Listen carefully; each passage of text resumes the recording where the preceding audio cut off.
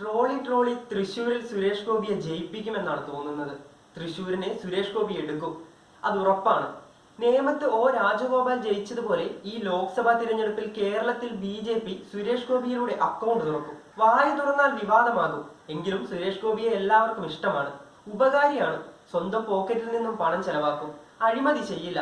പാവങ്ങളെ സഹായിക്കുന്നയാളാണ്.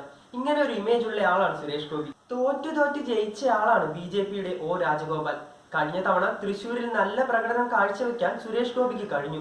തോറ്റിട്ടും തൃശ്ശൂരിൽ നിറഞ്ഞു നിന്നു. കഴിഞ്ഞ 5 വർഷം പാർട്ടി പരിപാടിയിലും അല്ലാതെയും സാന്നിധ്യം അറിയിച്ചു. ഇതൊക്കെയും ജനങ്ങൾ ശ്രദ്ധിക്കും. കഴിഞ്ഞ തവണ BJPക്കാരുടെ വോട്ട് മാത്രമല്ല സുരേഷ് ഗോപിക്ക് കിട്ടിയത്, മറ്റു പാർട്ടിക്കാർ പോലും വോട്ട് ചെയ്തിട്ടുണ്ടാവണം. വെറുതെ പറയുന്നതല്ല ഇത്. കഴിഞ്ഞ തവണത്തെ വോട്ട് നോക്കാം. സാധാരണ 1 ലക്ഷത്തിൽ താഴെ മാത്രമാണ് BJP വോട്ട്. സുരേഷ് ഗോപിക്ക് 2,93,000 വോട്ടാണ് കിട്ടിയത്. എത്രയോ മടങ്ങ് വോട്ട് കൂടി. മികച്ച പ്രകടനം. നിയമസഭാ തെരഞ്ഞെടുപ്പിലും സുരേഷ് ഗോപി മത്സരിച്ചു. സാധാരണയേക്കാൾ മികച്ച പ്രകടനം BJPക്ക് ഈ മണ്ഡലത്തിലും കാഴ്ചവെക്കാൻ സാധിച്ചു.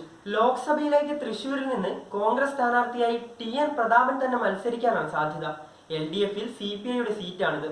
മുൻ മന്ത്രി VS സുനിൽകുമാർ മത്സരിച്ചേക്കുമെന്ന് സൂചനയുണ്ട്. കഴിഞ്ഞ നിയമസഭാ തിരഞ്ഞെടുപ്പിൽ ജില്ലയിലെ 13 മണ്ഡലങ്ങളിൽ 12 നേടിയത് LDF ആണ്. കോൺഗ്രസുകാരുടെ നെഞ്ചിടിപ്പ് കൂട്ടുന്നതും അതുതന്നെയാണ്. തൃശ്ശൂരിൽ സുരേഷ് ഗോപിക്ക് വേണ്ടി ചുവരെഴുത്തും ആരംഭിച്ചു കഴിഞ്ഞു. പ്രധാനമന്ത്രിയുടെ അടുത്തയാളെന്ന ഇമേജും സ്വന്തം. സുരേഷ് ഗോപി മാത്രമല്ല, തൃശ്ശൂരിനെ എടുക്കുമെന്ന വാശിയിലാണ് BJPയും. BJPയുടെ ഗ്ലാമർ മണ്ഡലമായി തൃശ്ശൂർ മാറിക്കഴിഞ്ഞു.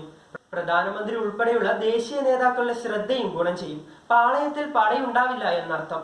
സുരേഷ് ഗോപിക്ക് പാര വയ്ക്കാനുള്ള ധൈര്യം എന്തായാലും പാർട്ടിക്കുള്ളിലെ അസൂയക്കാർക്ക് പോലും ഉണ്ടാവില്ല.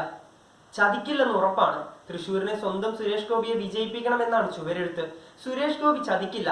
സുരേഷ് ഗോപിയെ തൃശ്ശൂർക്കാർ ചതിക്കുമോ എന്ന് കാത്തിരുന്ന് കാണാം.